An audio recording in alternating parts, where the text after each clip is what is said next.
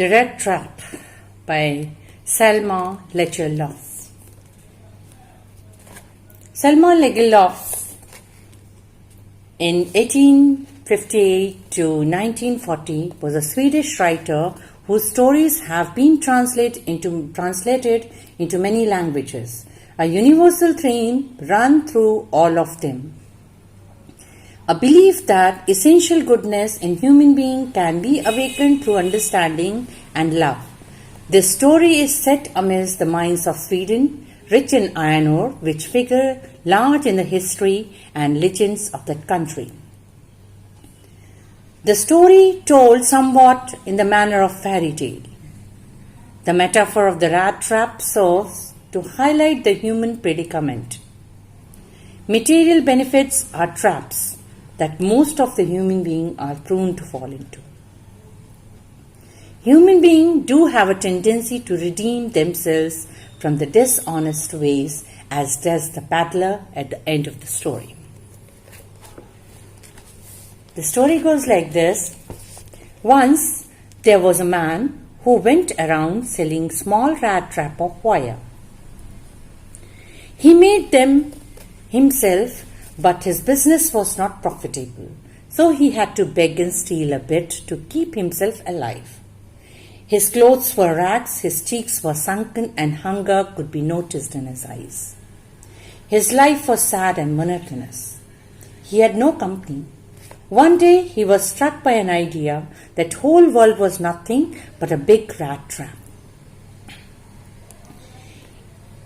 It sets bait for people by offering riches and joys, shelter and food, heat and clothing, exactly as the rat trap offered cheese and pork. As soon as anyone let himself to be tempted to touch the bait, the rat trap closed it on him, and then everything came to an end. One dark evening, he was walking slowly with heavy step when he saw a little grey cottage by the roadside. He knocked at the door and asked shelter for night. The owner was an old man. He had no wife or children. He was happy to get someone to talk to in his loneliness. He served him porridge for supper, gave him tobacco for his pipe. Then he got out an old pack of cards and played Michaelis with the guest till bedtime. The host had been a crofter at Rameschow ironwork in the days of prosperity. He had worked on the land. Now he was unable to do day labor. It was his cow that supported him. This extraordinary cow could give milk for creamery every day. He informed the stranger that last month he had received all the 30 kroners in payment. The crofter showed his guest 3 wrinkled 10 kroner bills, which he had taken out from a leather pouch hanging on a nail in the window frame. The next day, both men got up early. The crofter was in a hurry to milk his cow, and other man did not want to stay in bed when his host has got up.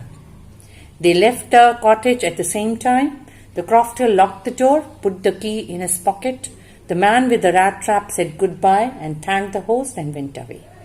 After an hour later, rat trap peddler returned. He broke the window pane, stuck in his hand, and got hold of the pouch with 30 kroners. He took out the money and thrust into his pocket. Then he hung the leather pouch very carefully, back in its place and went away. He felt pleased with his smartness. Then he realized that he dared not to continue on the public highway. So he took to woods. He got into a big confusing forest. He kept on walking without coming to an end of the forest. He realized that he had only been walking around the same part of the forest. He thought that he had let himself to be fooled by a bait and now had been caught. The whole forest seemed to him like an impenetrable prison from which he could never escape. It was late in December. Darkness increased. The danger as also gloom and despair. He sank down on the ground as he was quite tired. He heard the sound of hammer strokes. He summoned all his energy, all his strength, got up and staggered to the direction of the sound. He reached a forge where Master Smith and his helper sat near the furnace waiting for a big iron to be ready to put in the anvil. There were many sounds. Big bellows ground, burning coal cracked, and the fireball shoveled charcoal with great deal of clatter, and the waterfall roared, and a sharp north wind whipped the rain against the brick-tiled roof.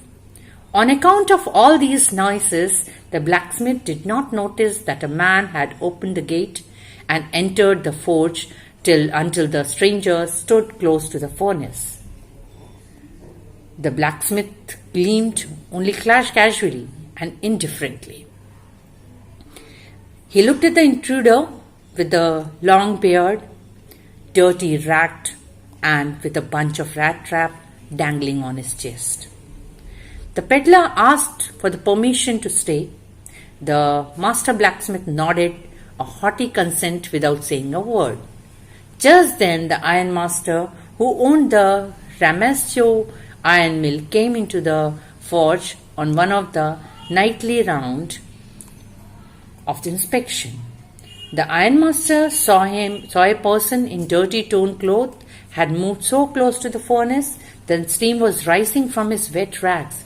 He walked close to him. He looked at him over very carefully. Then he tore off his hat, which had wide, flexible brim, to get a better view of his face. He called him Niels Olaf and wondered how he looked. The man with the rat trap had never seen Ironman before, and did not Ironmaster before, and did not even know what was his name. But he did not tell him that he was mistaken. Ironmaster observed that he should not have resigned from the regiment, and he asked the stranger to come home with him. The tramp did not agree. He thought of 30 kroners. Going up to the manor house would be like throwing himself into lion's den. The ironmaster assumed that he felt embarrassed because of the miserable clothing. He said that his wife Elizabeth was dead. His boys were abroad. Only his oldest daughter was with him. He invited the stranger to spend Christmas with him. The stranger said no thrice. The ironmaster told Sergeant Blacksmith the captain Von Stable preferred to stay with him that night. He laughed to himself and went away.